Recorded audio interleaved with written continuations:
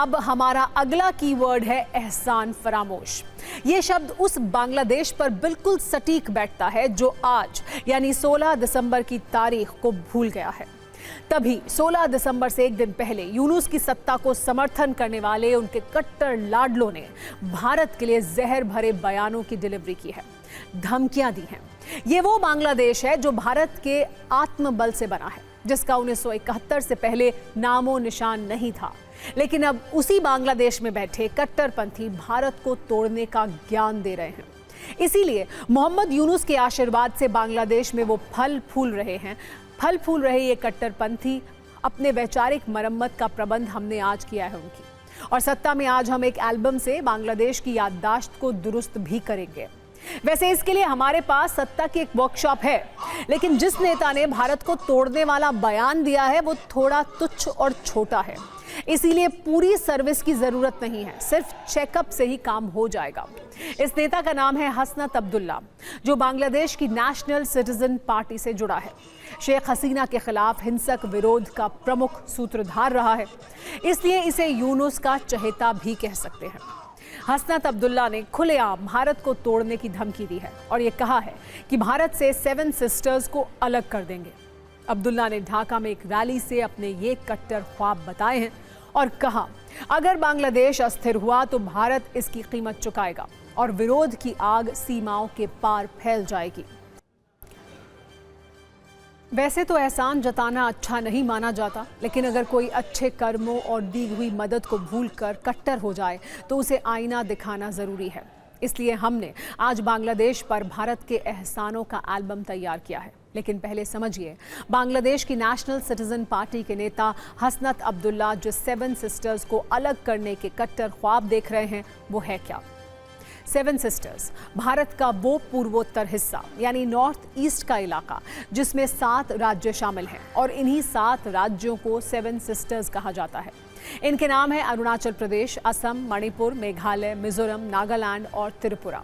अब सवाल है कि इन राज्यों का नाम 7 सिस्टर्स कैसे पड़ा, तो वो भी समझ लीजिए।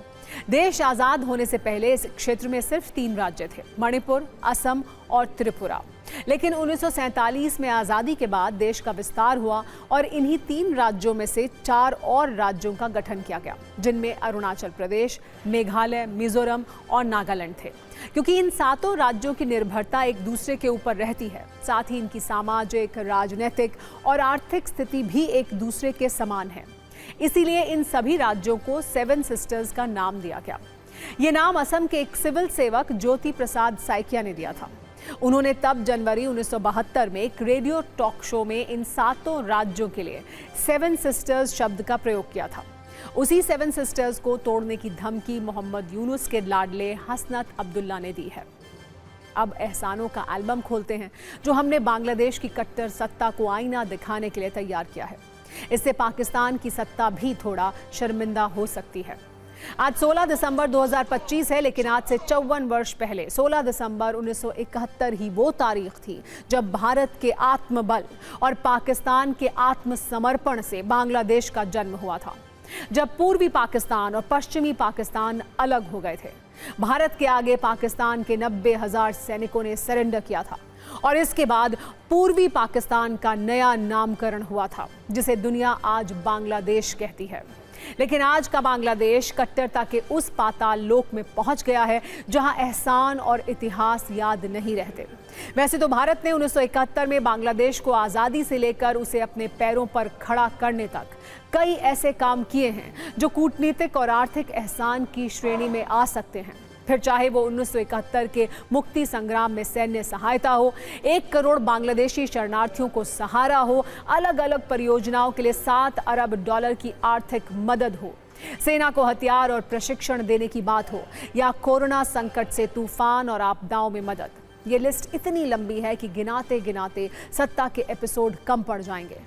सच यही है कि बांग्लादेश पर भारत के एहसानों का एल्बम बहुत बड़ा और भारी है, लेकिन बांग्लादेश की मौजूदा सत्ता ने कट्टरपंथियों के सामने सजदा कर दिया है, इसीलिए वो सब भूल गई है। बांग्लादेश में थोड़ा लास्ट 1 सालों से यह सरसा बार बार हो रहा है कि नॉर्थ ईस्ट को भारत से अलग करके बांग्लादेश का साथ शामिल करने का बात बार बार आ रहा है। लेकिन भारत आप जानते हैं, भारत एक बहुत बड़ा देश है, न्यूक्लियर नेशन है, 4th largest economy in the world. So Bharat को बांग्लादेश कैसे ये कर पाएगा, ये तो सोचना भी गलत है। लेकिन बांग्लादेश का लोगों का सोच खराब है, हम लोग उनको बहुत ज़्यादा मदद करना नहीं चाहिए और ये लोगों को भी ये सिखा देना चाहिए कि भारत का ऊपर ऐसा सब व्यवहार करने से हम लोग चुप नहीं रहेंगे।